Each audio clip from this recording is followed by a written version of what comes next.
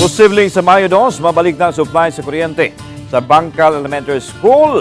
Matod sa MECO kon Mactan Electric Company. Samtang electrical engineer nga maoy gikuhang contractor sa DepEd alang sa pag-rewiring sa tibuok tunghaan, mipasabot kung nganong mukantidad kini sa 2.8 million pesos. Siluan Menondina sa report.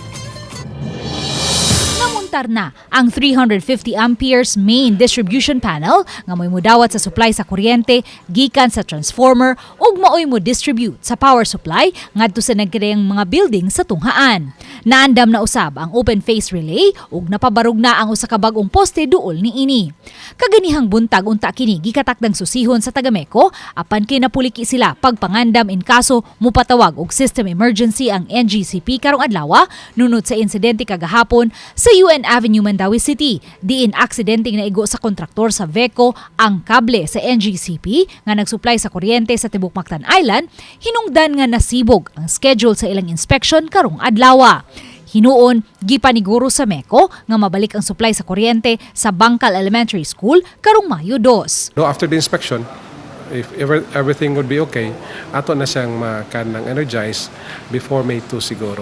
Gitataw ni Engineer Jonas Hakalan, Division Engineer sa DepEd Lapu-Lapu City Division, nga kay wa pa masugdi ang rewiring, di pa hingpit mabalik ang supply sa kuryente sa tanang edipisyo sa tunghaan. Majority sa atong classroom, ma'am, atong mapasika o mapaandar ang electric fan, pero dili lang sa takapa-aircon o kanang mga fridge, sa ilahan ko, dili na to magamit ka to mga dagkukuha o kuryente ba? Samtang gipasabot ni Engineer Ralph Herbie Ventiro, ang kontraktor sa rewiring sa tibuok tunghaan, kung nganong mo gasto og 2.8 million pesos ang pag-rewire sa tibuok tunghaan.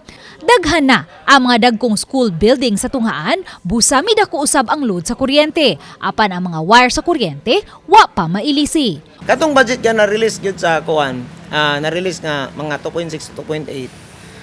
Ang kabirit sa to niya is kining entire compound. Meaning gikan diha sa main, diha man atong main mao nang gate. Magpadagan tag mga poste dire, pabarog tag mga poste tuyok ani perimeter 3-piece man. So magpadagan tag 3-piece nga wire but ang atong load atong bahinon. Like natay poste dire example, natay entrance cap dire, service entrance. Padagan tag drop wire ana, distribute ani nga building. Na sa kay magdagan nga distribution ana, padagan na sa kadire.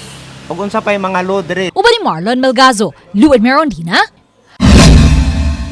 Balitang Bisdak.